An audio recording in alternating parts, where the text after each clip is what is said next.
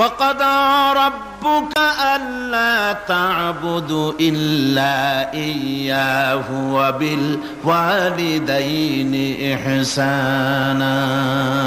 তোমার প্রভুর পক্ষ থেকে ফয়সালা হয়েছে, চূড়ান্ত সিদ্ধান্ত হয়ে গিয়েছে, আমি আল্লাহর ইবাদতের পর তোমার মা বাপের ইহসান করবে, খেদমত করবে, তাদের জন্য উপকার করবে, তাদেরকে ভালোবাসবে।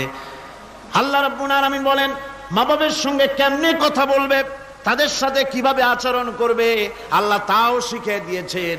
আল্লাহ পাক বলেন ওয়ালা তাকুল লাহুমা ওয়া কুল লাহুমা কাওলান কারীমা। মা বাবার সাথে সম্মানজনক কথা বলো। ওয়া কুল লাহুমা কাওলান কারীমা, সম্মানজনক কথা বলো। মাথায় ঝাঁকি দিয়ে রাগ করে চোখ মোটা করে কথা বলো না। তুমি সন্তান, তোমার জন্য সবচাইতে বড় পীর তোমার আব্বা, তোমার আম্মা, ঠিক কিনা কন? ছেলের জন্য, মেয়ের জন্য, সন্তানের জন্য সবচাইতে বড় পীর কে? বাপ মা। এটা ভালো করে মনে রাখতে হবে। আপনার মাওলানা সাহেবদের দোয়া, পীর সাহেবদের দোয়া কবুল হতেও পারে, নাও হতে পারে, 50-50 সম্ভাবনাও আছে, আবার সম্ভাবনা নাই। কিন্তু মা বাবার দোয়া কবুল হবে 100% সিউরিটি রয়েছে। রাসূলুল্লাহ বলেছেন 3 জনের দোয়া কবুল হবে, মুস্তাজাবুদ দাওয়াত। কয়জনের দোয়া কবুল হবে? আল্লাহ রাব্বুল আলামিনের হাবিব বলেন 3 জনের দোয়া কবুল হবে আল্লাহর দরবারে। তার মধ্যে একজন হলেন মাজলুম ব্যক্তি, যে ব্যক্তি অত্যাচারিত, যে ব্যক্তি মুসাফির, প্রবাসী, তার দোয়া কবুল হবে। আর মা বাপ যদি সন্তানের জন্য দোয়া করে, ওই দোয়া আল্লাহ রাব্বুল আলামিনের দরবারে মঞ্জুর হয়ে যায়। আল্লাহ রাব্বুল আলামিন মা বাপ সম্পর্কে বলেন মা বাবের জন্য আমার কাছে দোয়া করবি বান্দারা, আমার কাছে দোয়া করবি। দোয়াটা আল্লাহ পাক শিখাচ্ছেন, রব্বিরহামহুমা কামা রব্বায়ানি সাগীরা।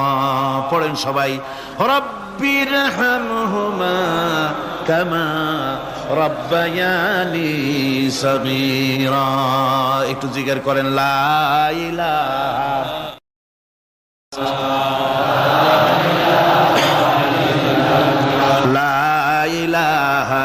ইল্লাল্লাহ, লা ইলাহা ইল্লাল্লাহ, লা ইলাহা ইল্লাল্লাহ, লা ইলাহা ইল্লাল্লাহ মুহাম্মাদুর রাসূলুল্লাহ।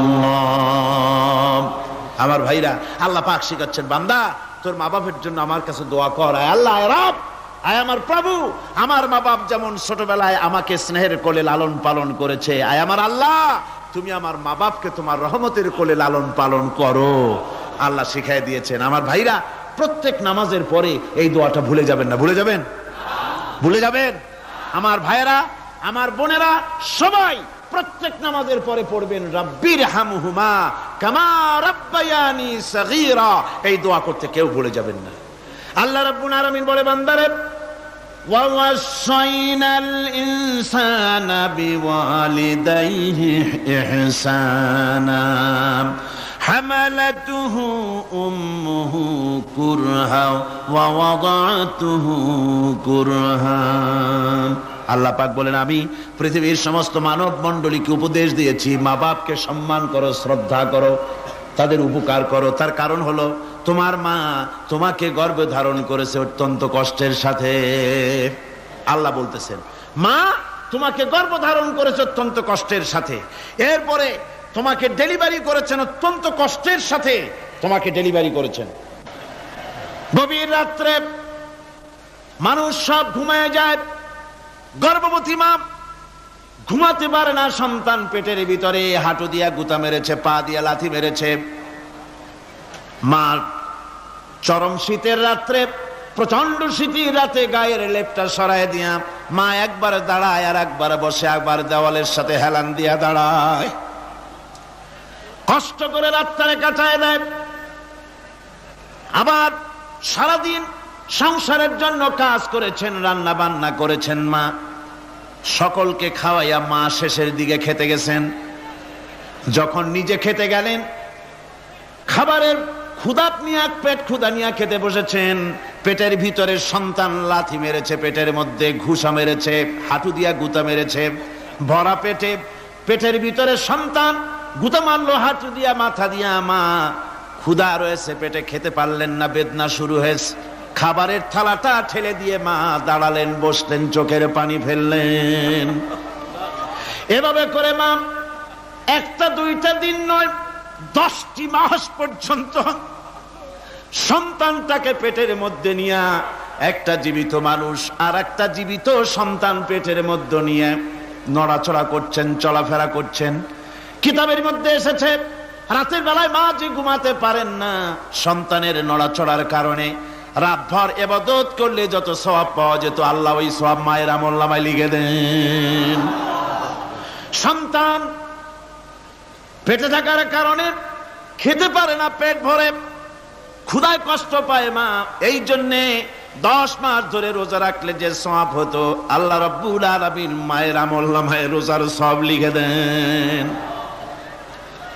10 মাস পুরে গেল, সন্তান ডেলিভারির সময়ে চলে এলো, মায়ের মন বিমর্ষ, সন্তান ডেলিভারি হবে, না জানি মরে যায় নাকি, না জানি অপারেশন লাগে নাকি, কি অবস্থা হবে। মা খেতে পারে না, মুখটা শুকায়া যায়।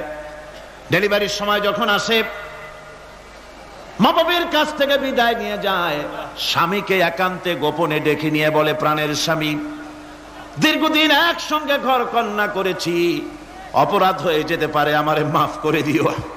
আমার মনে হয় এবার আমি আর বাঁচবো না, সংসার থাকলো চাবি থাকলো সব বুঝে নাও, আমারে মাফ করে দিও।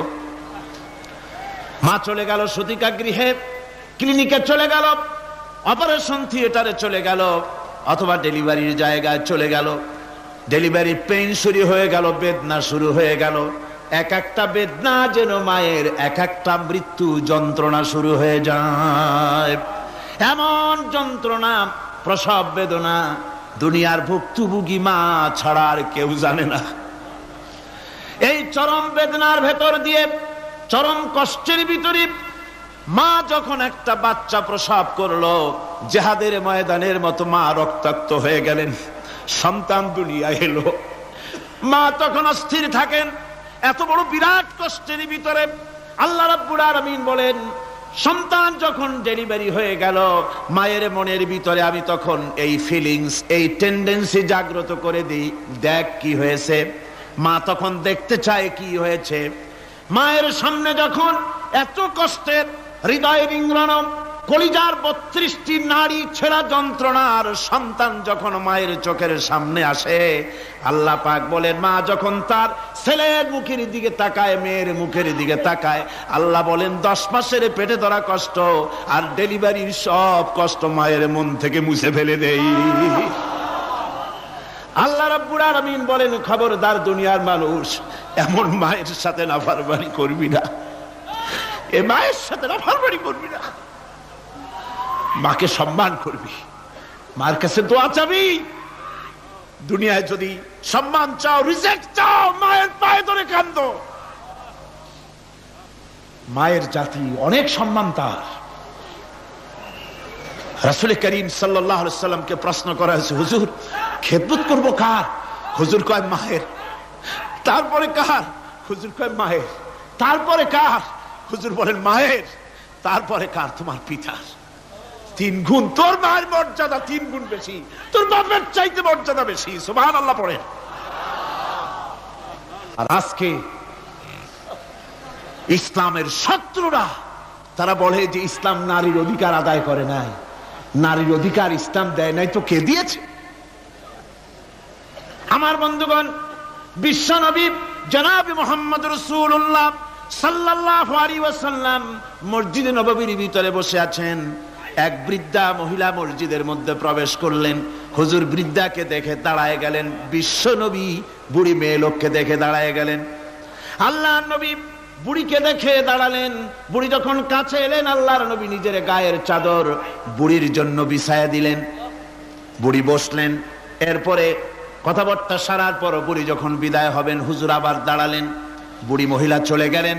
সাহাবায়ে কেরাম বলেন, ইয়া রাসূলুল্লাহ, কিছুই বুঝলাম না, একজন বৃদ্ধা মহিলার জন্য বিশ্বনবী দাঁড়ান আর গায়ের চাদর বিছান। আমরা বড় আশ্চর্য হয়ে গেলাম। নবীজি বলেন, ও আমার সাহাবীরা, তোমরা জানো না এই মহিলাকে চিনতে পারো নাই? আমি আমার মায়ের দুধ আমার জীবনে কিসমতে তেমন হয় নাই, আমি আমার মায়ের দুধ তেমন কিসমতে পাই নাই। যার বুকে দুধ খেয়ে, যার কোলে কাখে চড়ে আমি বড় হয়েছি, আমার সেই দুধ মা ইনি হযরতে হালিমাতুস সাদিয়া।